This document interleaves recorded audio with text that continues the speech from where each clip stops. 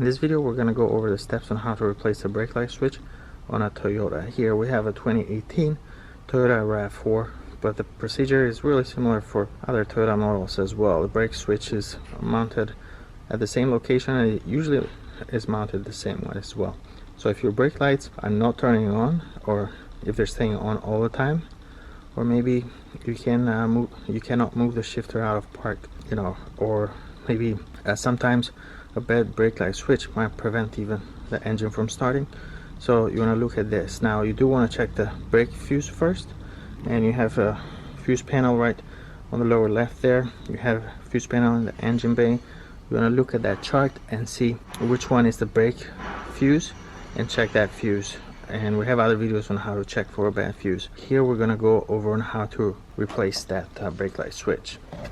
So the first thing you're going to need to do is you have this plastic trim right here, and it's held in place with screws, one there, one on the other side, and it just clipped on the far back. You want to pull this off. You want to remove this plastic panel so you can expose the brake light switch.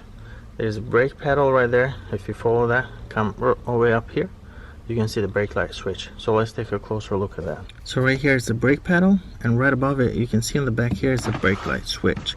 Now the way that this works is when you press the brake pedal, this plunger comes out. So when that comes out, the brake lights turn on. Also, the signal is also used to allow the shifter to move out of park. So in this case, you can see this plunger is not coming out. It's not pressed. It needs to be pressed like that. Then if it's pressed, you press the brake pedal, then it comes out, then the brake lights turn on.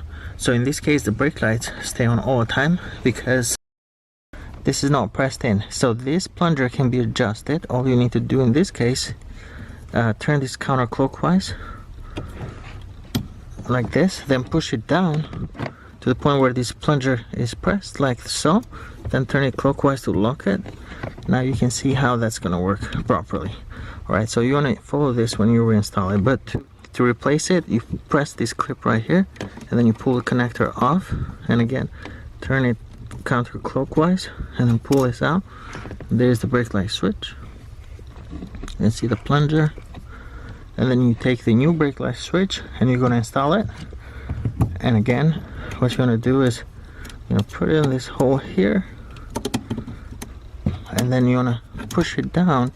Now it's touching that, but the brake pedal is not pressed or anything.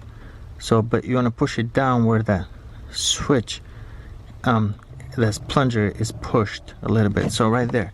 So we're going to push that down and then lock it. Alright, we turn clockwise there to lock. It does require a little bit of force. You press the connector in, and that's it. Very simple. It only takes about 15 minutes to replace that. And thank you for watching. Bye.